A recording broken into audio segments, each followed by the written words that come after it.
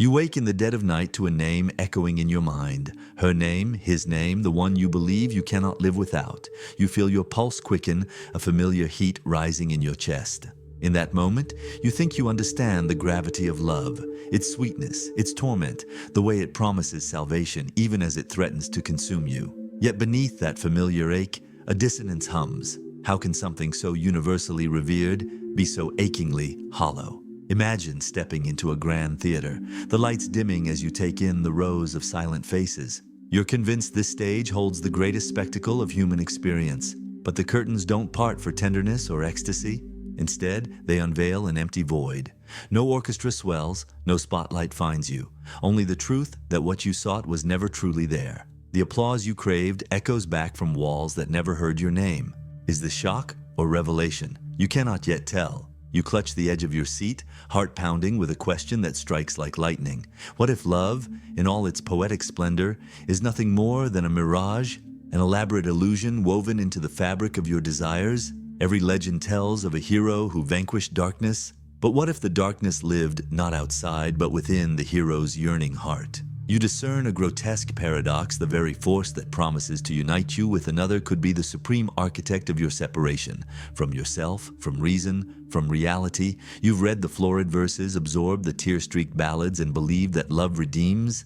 Yet, in the silent corridors of your mind, another narrative stirs, one where love is not an elevation but a trap. A distortion so potent that it delivers you to hell disguised as heaven. When your breath catches at the memory of someone's touch, consider this. Is your longing theirs, or is it born of something ancient stirring deep within you? Why does the ache return each time you close your eyes? Are you mourning the loss of another soul, or the fragments of your own authenticity shattered by a craving you never fully understood? You feel the tension coil tighter as you ponder. Could the rapture of attraction be nothing but a collision of biological drives masquerading as something divine? If the poets were correct and love is a sacred bond, why does it so often leave us feeling fragmented, vulnerable, and yearning as though we've lost ourselves in pursuit of someone else? And here lies the unbearably seductive mystery. What if believing in love's purity has been the grandest foolishness of all? What if every flutter of hope, every vow, every promise of eternity conceals a darker truth?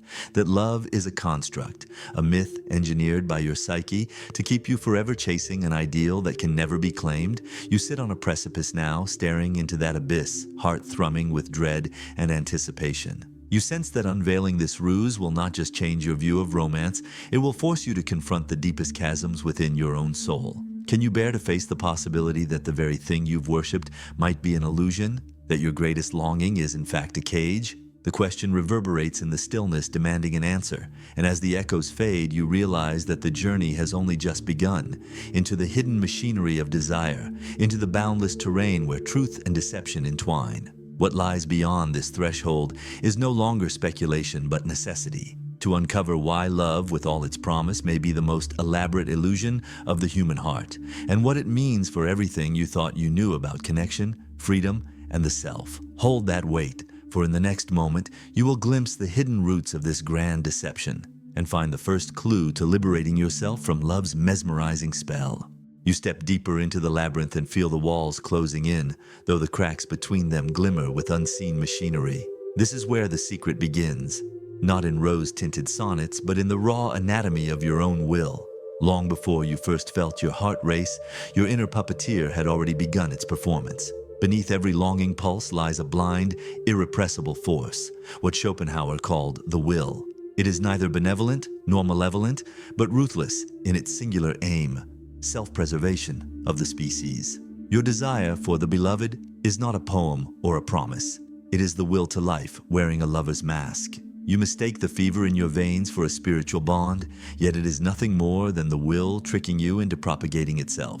Consider your earliest stirrings of attraction. Was it a meeting of souls, or the echo of ancient instincts encoded in countless ancestors? Biology hands you scripts written in survival and reproduction, then culture recasts them as epics of romance. Fairy tales, pop songs, advertising campaigns, they all conspire to recast a chemical reaction into a cosmic destiny. You're taught to believe that the blush on your cheek is sacred when it's simply adrenaline and dopamine coursing through synapses in pursuit of genetic immortality. Philosophy and psychology offer another lens.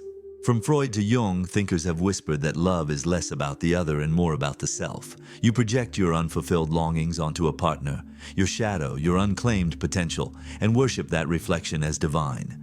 You are not choosing a person. You're projecting your own void, hoping they'll fill it. The moment they fail, the void yawns wider, and you call it heartbreak. But Schopenhauer's insight cuts deeper still. He argued that the deepest deception lies not in passion's transience, but in its very purpose, to ensure that you lose yourself. Love, in its most treacherous form, severs you from autonomy. Under its spell, you mistake dependence for union, sacrifice for growth. You surrender your freedom to a phantom promise of completeness, only to discover that the more you cling, the more you implode. Society fans the flames. Schools teach you to seek the one, as if your happiness were a boxed car waiting at the altar. Social media blitzes you with filtered glimpses of couples in perfect frames, reinforcing the myth that love is an external reward. You chase that reward as if life's meaning hinges on its attainment, and every failure echoes louder. You are incomplete without this other. Meanwhile, your own mind betrays you. Cognitive biases gear up the machinery. The halo effect makes minor kindnesses feel transcendent. Confirmation bias filters out doubts until you wear rose-colored glasses that fracture at the first sign of conflict. And when your partner falters, which they must, for they are as fallible as you, the machinery resets. Blame, guilt, shame. You mistake these for evidence of love's tragedy, not the death rattle of a delusion. Schopenhauer saw this and called it the cruelest irony. The will demands your birth, seduces you with ecstasy, then revels in the wreckage of broken hearts. Every elated vow and whispered promise serves one master, the will's relentless aim to replicate. You believe in a transcendent union, but all you ever find is a mirror, cracked, warped, and fleeting. Now you stand before a revelation trembling at the edge of consciousness. This hidden problem isn't just personal, it is cosmic.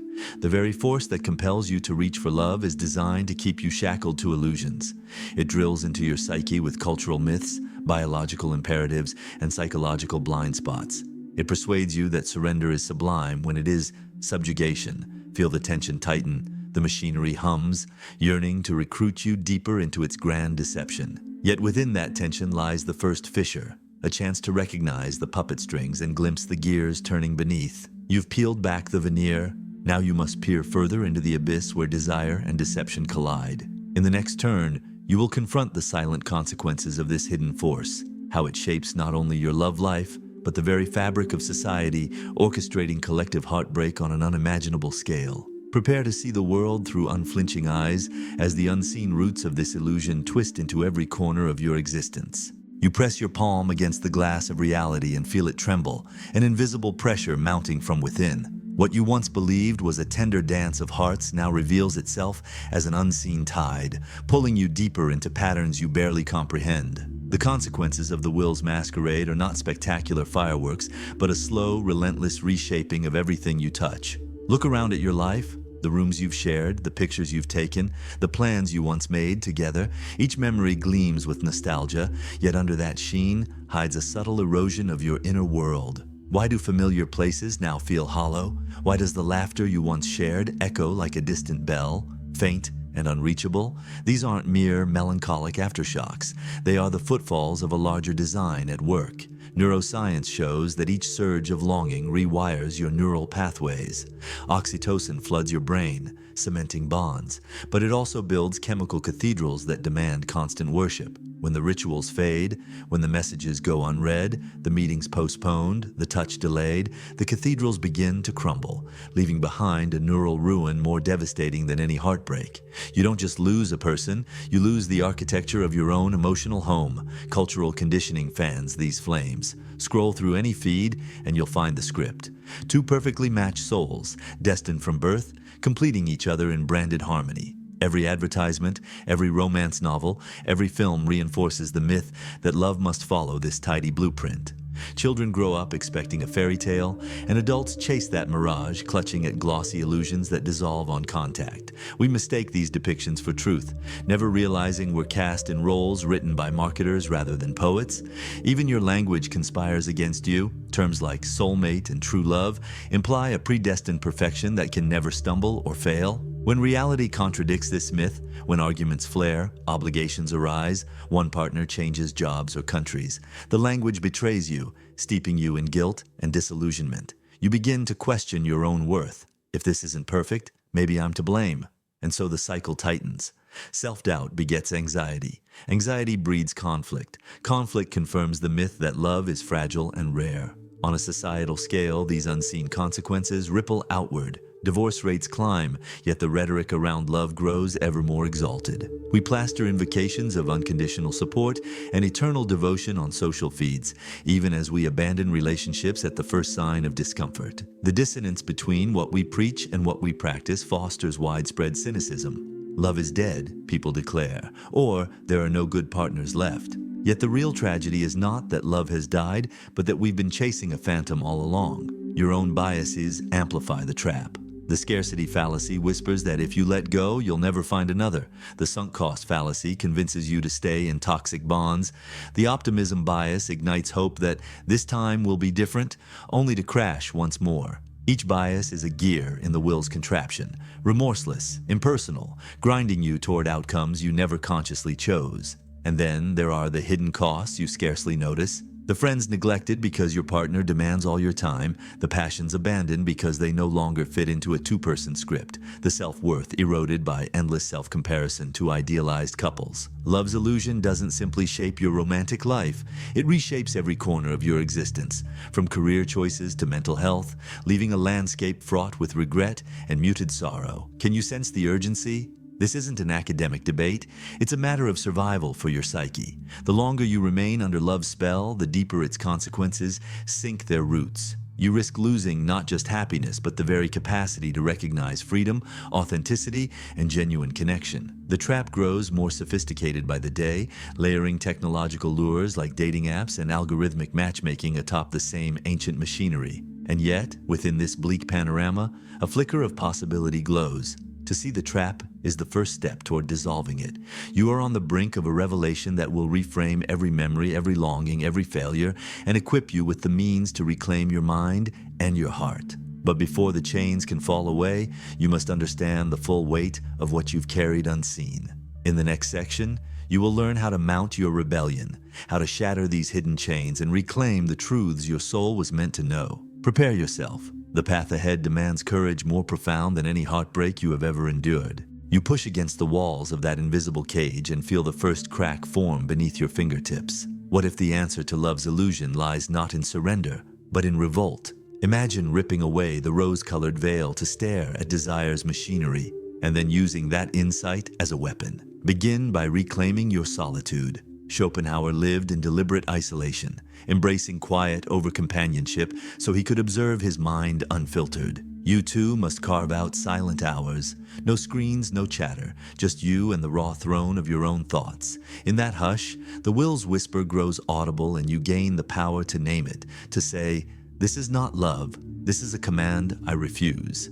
Next, turn your gaze inward to the shadows you once projected onto another. The traits you worshipped, their humor, passion, security, were pieces of your own psyche seeking integration. Write them down, confront them in journaling or meditation, and find ways to cultivate them within yourself. When you stop looking outward for qualities you already possess, the lure of the phantom beloved loses its grip. Counterintuitive as it seems, practice deliberate detachment. Stoics advise that attachment breeds suffering. Modern science confirms that emotional dependence rewires you for craving, not compassion. So treat your heart like a muscle. Expose it to small, controlled doses of longing.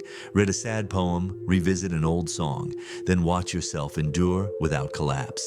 Each time you withstand the pull without fleeing into another's arms, you break a link in the chain. Historical rebels show the path. Consider Simone Weil, who chose a simple life of labor over romantic entanglement so she could serve truth, or the Zen masters who sit unmoved by passing emotions, witnessing every surge without clinging. Their courage wasn't born of disdain for love, but of clarity that something deeper beckons beyond the ephemeral spark. Finally, create new rituals to replace the addictive ones.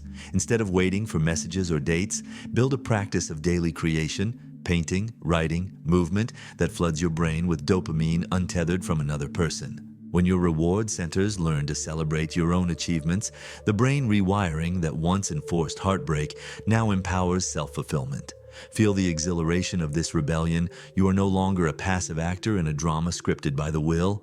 Each act of solitude, each confrontation with your shadows, each moment of detachment, and each self-generated triumph is a hammer blow against the illusion. You stand at the threshold of liberation, heart blazing with newfound autonomy. Ahead lies the final reckoning, the ultimate truth that will reshape your understanding of love, desire, and the self forever.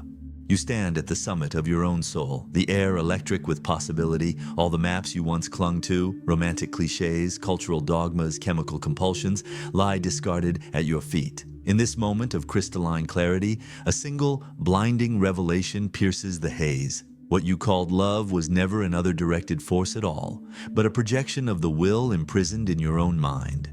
Feel that revelation unfurl inside you like the wings of a phoenix. The fury of attraction, the ache of longing, the dizzying heights of ecstasy, all serve the same master, the blind will that uses your heart as its workshop. But now you see that this force, once your jailer, can become your teacher. The chains that bound you to illusions can transform into the catalysts of your awakening. What does this awakening look like? It is not the soft glow of sentimental devotion, but the searing light of self-recognition. You realize that true connection arises only when desire ceases to be a hunger for the other and becomes a celebration of shared being. When you no longer chase completion, but stand whole and undiminished, you meet another soul, not as a half-empty vessel begging for filling, but as an equally sovereign presence. In that radical shift, love sheds its masquerade. No longer a contract of need and possession, it becomes an act of freedom. You honor the other's autonomy as fiercely as your own. You embrace pleasure and intimacy without surrendering your self-sovereignty. Compassion blooms where dependence once grew. Respect replaces craving. In the quiet balance of two free wills, you find a bond stronger than any chemical chain. Consider for a moment how differently your life unfolds from here on. You walk into a room without clinging to a seat beside a partner. You speak your truth without fear of rejection. You feel affection rippling through your veins, not as a desperate surge, but as the gentle tide of recognition.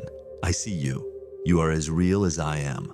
The world no longer demands that you predicate your worth on another's glance. This isn't a call to renounce intimacy. Far from it. It is an invitation to redefine it, to drink from the well of genuine presence rather than the shallow cup of need, to craft relationships rooted in mutual respect, emotional maturity, and the shared courage to face the abyss of existence together. And when loneliness creeps in, you no longer panic. You remember that solitude is the crucible of your true self. You have learned to sit with the will in silence, to feel its rhythms and fathom its depths. You know that only by understanding the machinery of desire can you choose when to engage it and when to let it rest. As you step back from the edge of this philosophy, you realize that Schopenhauer's bleak diagnosis was not a sentence but a prescription. By exposing the illusion, he offered the cure: radical self-awareness. The moment you observe desire unmasked, you reclaim the reins of your own life. Now, with this ultimate truth blazing like a beacon, you face the world anew. Every encounter, every embrace, every whispered confession carries the possibility of genuine union, a meeting not of halves, but of whole, liberated beings. Close your eyes and feel it, the heartbeat of true love, no longer an echo of some primal command, but the steady drum of two souls marching together toward freedom. Let that rhythm guide you back into the world, changed forever by the knowledge that love, when stripped of illusion, is the most profound affirmation of your own unassailable self.